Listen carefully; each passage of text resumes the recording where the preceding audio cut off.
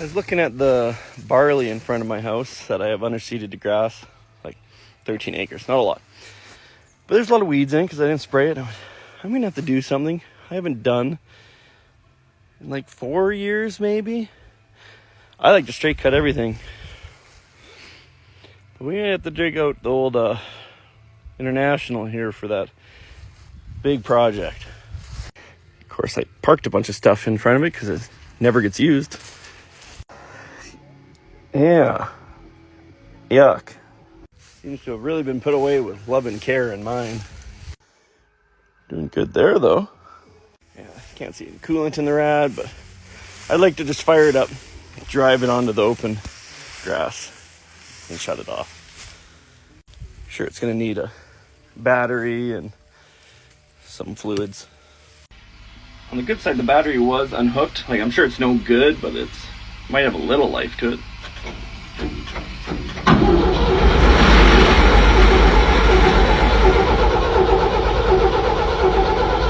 This might take a couple tries.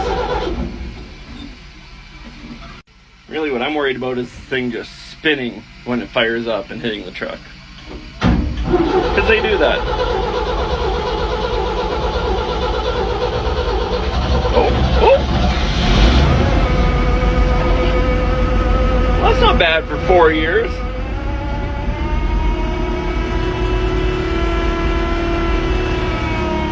Hell yeah!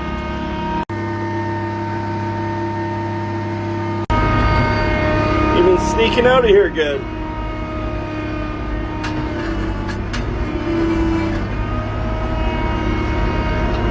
What a machine. Look at that, it's ready to cut. This thing is running really smooth for old gross fuel in it. I think it's a 19.5 foot. It has a newer knife on it, U2 reel. Or just a cheap swather for here and there. It's not bad. I think we paid $1,800 for it or something. Wow.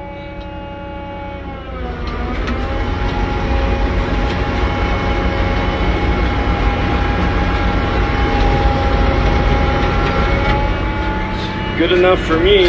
Oh, look at all the water coming out of all those aluminum tubes.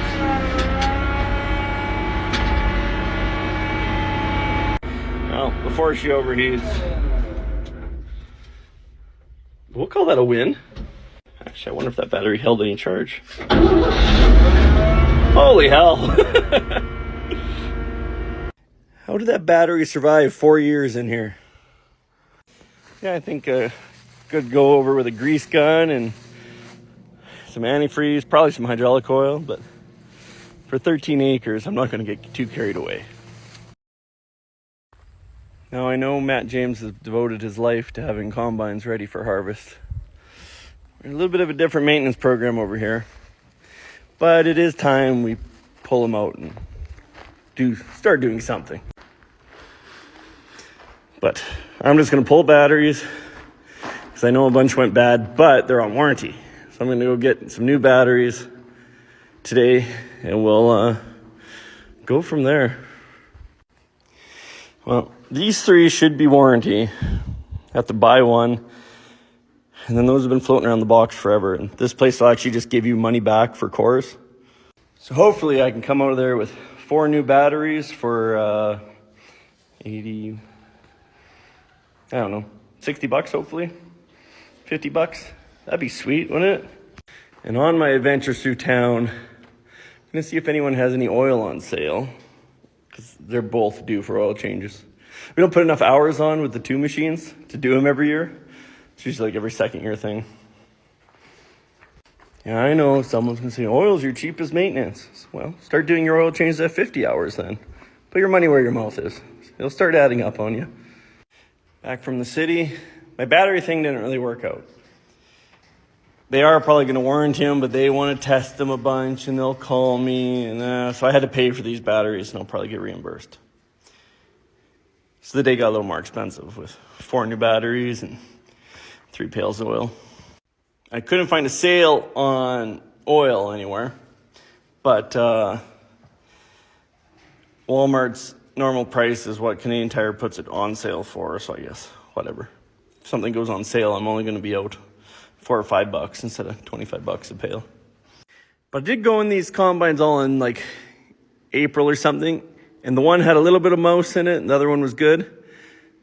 And now they both have mouse stuff in them, and so we'll vacuum them up first. I don't think this thing had a lot of mice in it. I think it had one mouse in it that was just throwing foam everywhere. It was all over the place, but there's not a lot of smell. Wasn't much for droppings in it. I think I'm going to try and pull this first one out. The problem with these old girls is they don't hold a lot of hydraulic fluid, and they like to leak it out all summer. And every year I say I'm going to drain it and put it back in, but whatever. We'll fire her up. If she steers, we'll pull it forward. So it fired. Had no hydraulic oil. I went and I had a pail. So we got one of them out.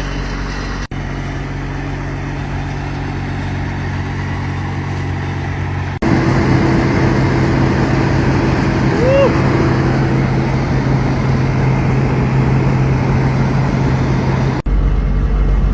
2,300 hours on this one. Well, it's another half rainy, cold, windy day. Trying to find things inside to do. We pulled that combine out, but let's get the other one out.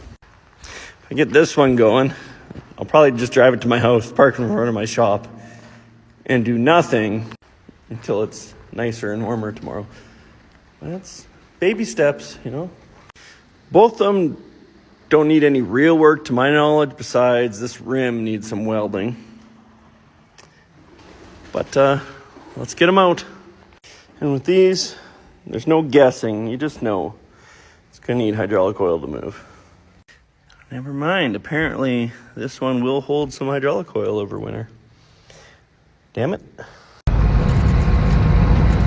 Well, we're running. Well, out of the shop. This girl has 1,380 hours on her. Bought it 2 years ago. Middle of harvest when the one in the back of the shop jumped the straw walkers over itself. It's pretty good. This one has the after cooler on the engine. So there's supposed to be a little bit more power, not a lot, but it's fairly clean. And the first year I got it after harvest, I went and did all these belts, the main drive belt, the wheel drive belts, everything you had to go through to get to it. I just did them all. So yeah, this is one of my in-field fixes, but I should pull it off and get a ring made to reinforce it.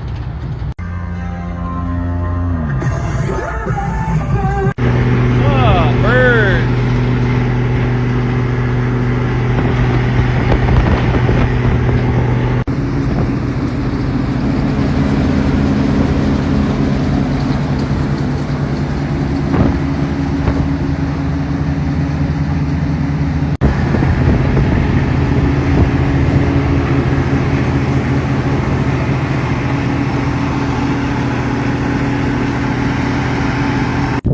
Engine, fuel filters, oil filters. This pulley broke on one of the last field, so we will finish when. So I should change that pulley out. The other parts combine has it. That rim, I don't know, a good clean. Thing's in decent shape, so shouldn't need a bunch. Because I can check those final drives, and then you always check this chain case. But to me, none of this is due in the rain kind of things. So tomorrow, maybe. Well, hard to ignore now that it's in front of the shop. Okay, 860 update. Picking away at a couple little things. Look at that pretty girl. Changed oil in it yesterday and did fuel filters. That is one thing I hate about these combines, is those damn fuel filters and then the pumps on the other side of the engine down in a hole. Not fun. But he told me there is spin-on adapters though, so I should look into those. And then the valve cover leaked on this one, so I pulled it off and the gasket was just kind of spit out, pinched just a tiny bit wrong. So a little dab of silicone to hold it in place. Good there. But I think we're going to jump on to this pulley that's wrecked. I went and looked at the parts combine, and the one on it's good. So we just got to loosen that guy off. And then we'll probably have to take a flapper wheel to it because I did weld it in the field just to get by. See, the big problem with these is people will put bolts through the hole. You can't see, this one's kind of snapped off. And they're not strong enough. They don't have the shear force. Bolts are more measured on a tensile, like a pull apart straight. So like getting a proper pin works much better. And these old Masseys have a pretty good part supply because they built so many of them. But pulleys are where you have to watch, or you start having trouble getting them from the dealer. Belts and bearings and all that, not a problem at all. Chains, just the pulleys. Well, let's get the parts one out. So even the pins take some abuse. You got to change them every so often. Really what it is, I think, is the 860s are lengthened from the 760s. Like, I believe this was all mounted here for a 760, and they were having losses over straw walkers. So they just put this extension in and built everything longer, but it's still all the same design. So it's kind of getting a little more abuse than it was originally designed for. I'm gonna need to get a new pin for that, but might as well take this tire off, prep it. I'm gonna get a ring cut, and that we can reinforce and weld onto that after I fix the cracks. Well, I pulled that tire off to fix too, but I think that's going to be a little bit bigger job. It might get its own video. I went through and greased everything too, and, you know, guess I have to drop the headliner and clean most stuff up. But other than that, put a header on her and send her to work. Okay, 860 update. Picking away at a couple little things. Look at that pretty girl. Changed oil in it yesterday and did fuel filters. That is one thing I hate about these combines, is those damn fuel filters, and then the pumps on the other side of the engine down in a hole. Not fun. But he told me there is spin-on adapters though, so I should look into those. And then the valve cover leaked on this one, so I pulled it off, and the gasket was just kind of spit out, pinched just a tiny bit wrong. So a little dab of silicone to hold it in place. Good there. I think we're going to jump on to this pulley that's wrecked. I went and looked at the parts combine, and the one on it's good. So we just got to loosen that guy off. And then we'll probably have to take a flapper wheel to it because I did weld it in the field just to get by. See, the big problem with these is people will put bolts through the hole. You can't see, this one's kind of snapped off. And they're not strong enough. They don't have the shear force. Bolts are more measured on a tensile, like a pull apart straight. So like getting a proper pin works much better. And these old Masseys have a pretty good part supply because they built so many of them. But pulleys are where you have to watch, or you start having trouble getting them from the dealer. Belts and bearings and all that, not a problem at all. Chains, just the pulleys. Well, let's get the parts one out. So even the pins take some abuse. You got to change them every so often. Really what it is, I think, is the 860s are lengthened from the 760s. Like, I believe this was all mounted here for a 760, and they were having losses over straw walkers. So they just put this extension in and built everything longer, but it's still all the same design. So it's kind of getting a little more abuse than it was originally designed for. I'm gonna need to get a new pin for that, but might as well take this tire off, prep it. I'm gonna get a ring cut, and that we can reinforce and weld onto that after I fix the cracks. Well, I pulled that tire off to fix too, but I think that's going to be a little bit bigger job. It might get its own video. I went through and greased everything too, and, you know, guess I have to drop the headliner and clean most stuff up. But other than that, put a header on her and send her to work. We got to fix the rear tire off in this thing. It's kind of busting out the center. Not good. So this is the inside of the rim I just cleaned up. But all the way around, it was going. So I'm going to Probably just grind into all these, MIG weld them, we'll flip it, do the same, and then I'll get a plate cut to help reinforce this. Maybe I'll get it bigger, something like that. Probably only ground down about halfway, but we'll weld it, flip it over, and grind down to good weld again. Hopefully get it all. So that's the backside now. A couple spots, little flaws, but I should have went a little deeper. I went fairly shallow, so now on the front side, get my toes. I had to go really deep. I gotta go a little deeper there. You want to get rid of all the crack. Shouldn't be able to find any. Okay, I'm gonna start welding on this. No, my eyes are just right full of grinder dust. But I do need to clean up a couple of holes. But we'll see what side we put that plate on. We'll have to go get that cut here. Yeah. Load this thing in the truck. Go for a drive. Hey, just got back from welding shop. Got my plate cut to reinforce this a little. Oh no. So I'm gonna have to drill in and put a little bit of a bevel on a couple of these. Not all of them, but just a little bit. But that's the plate we're gonna weld in. We did this so I can come in here and weld without screwing up the hub centric part. We'll weld around the outside a little. Should help it out a fair bit. Hey, I got this thing welded together. I need to counter sink all those holes though, because it had 3/8 of an inch of stud hanging out the back of the hub.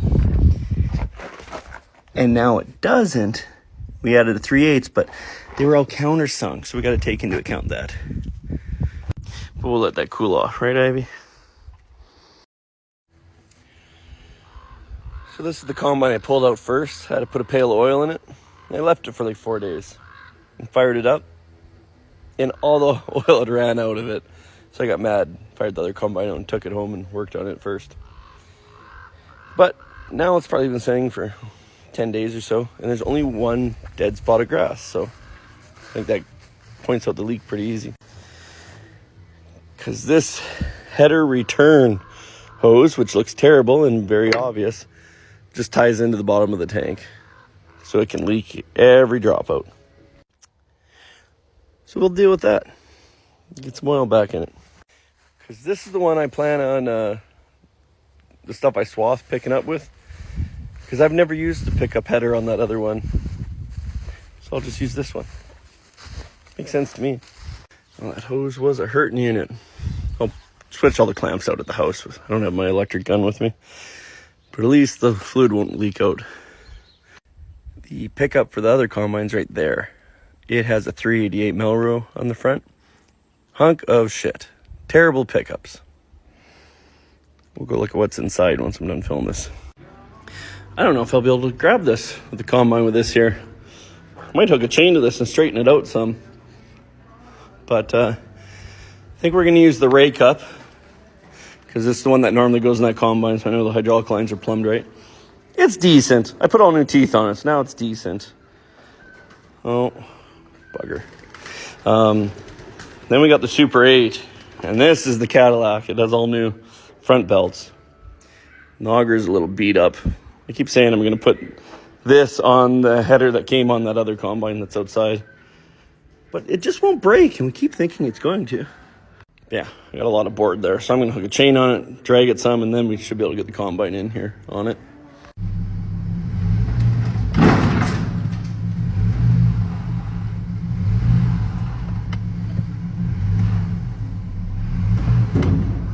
I think that'll work. Well, I got wiggled in there. Almost backed into the truck getting out, but it's on. This is made in Saskatoon, so I don't know if you Americans got these guys down there. I'll fire it up. Slow. It's kind of like a carousel here. Going around. They work decent. These end ones, I changed them all and I ran out of the end. If they wear out, they'll start just rolling the crop. So you got to keep good ones on it. but not the worst design. Not the best. Mid-range. Whew. It's getting hot out already. Later today, I'll bring the other combine from my house here to put on the straight cut header, and I'll drive this one home and start working on it. Want to see something gross?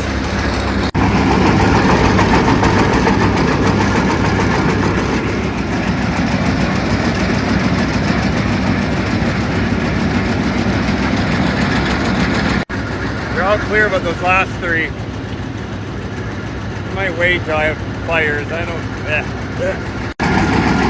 This guy's still alive. Keep kicking, buddy. You might get out. Okay. So this combine, through the straight cut on, there's 55 acres on this home quarter, the main farm, that I'll get with it. I'm going at it alone this year, but I rented that one quarter out, so I don't have as much. So I'm going to split the combines up. This guy can go in this field. This guy I'm going to take to my house, go through it, get ready, change oils, and then I'm going to swath that 13 acres, and he can pick it up. Then he can come back here, get a straight cut, and then all the other stuff's close by, so they might work together, they might not. I'll probably have it where one breaks down and I jump in the other one. Whatever. Batteries are dead. 4 hours ago, I had this thing running. Keys were off and everything. What the heck? I left the lights on from inside the shop, hooking up to the header. Okay. That's an easy fix. Better than some dead short somewhere. Besides, I'm at the farm with no vehicle. That part's not ideal. Oh, wrong. I abandoned the V10 here. Perfect. This best sums up combining with old Masseys. Multiples and boosting one. It took way longer than needed, but we're going. Hey, get those right charged up. I'm sure they're fine from the drive, but it doesn't hurt. Tried to nestle in here to get some of the shade, even if I have to trip over garbage. Let that cool down a little bit and drop oil. Then do those terrible fuel filters. Oh, I hate them. I was thinking the parts combine has one of those turbos or turbo 2 air cleaners. Since that one's missing the exhaust pipe, I should switch that. And this one doesn't have a long auger. I have enough parts combines. I could make an extension, cut one up. But I've also been saying that for a couple of years. But I'll have to go through this, see if there's anything wrong or it just needs maintenance. Good greasing. It's 7:30 at night. And it's still 28 degrees. It's quite hot for this area this time of year. But we're picking away at it. All right, I did some little things on this guy. AC was kind of working, but not great. I think that compressor might be done, but I got to do some actual troubleshooting to know that. Other than that, changed some finger guides, oil, fuel filters, terrible fuel filters. Greased everything. I don't know. Put it to work. We'll see what it does. Just gave it a bath. Another hot day, so it actually wasn't bad washing it. Tried to get good and up around this compressor, just in case. I've been going back and forth every day about swathing this 13 acres in front of my house. And I'm only swathing it because of all the weeds in it, the green. Oh, that's all stinging nettle too. That's nice.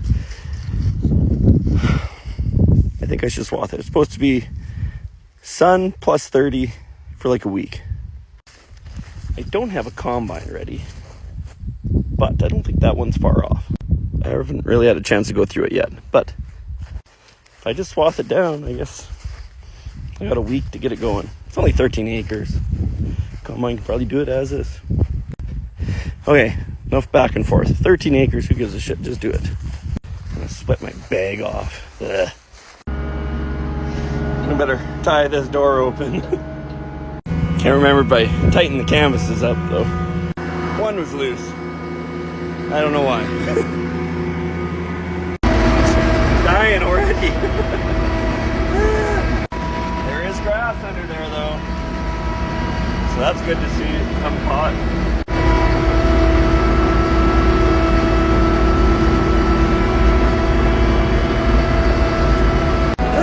I'm not doing well. We're over half done. I think I'm gonna go in the house. Tell the girlfriend it was overheating and needed a break. So really I'm overheating and need a break. Get a drink. doing pretty good though. I don't know if it's the year or what. I've never noticed stinging nettle like in a field much. Of course, this isn't sprayed, but I've never seen so much stinging nettle in my life. Yeah, pretty well any green in these swaths is stinging nettle. Not a bad swath for 19 feet and a cover crop. Hopefully. There's a lot of weeds down here, but there is a bit of grass.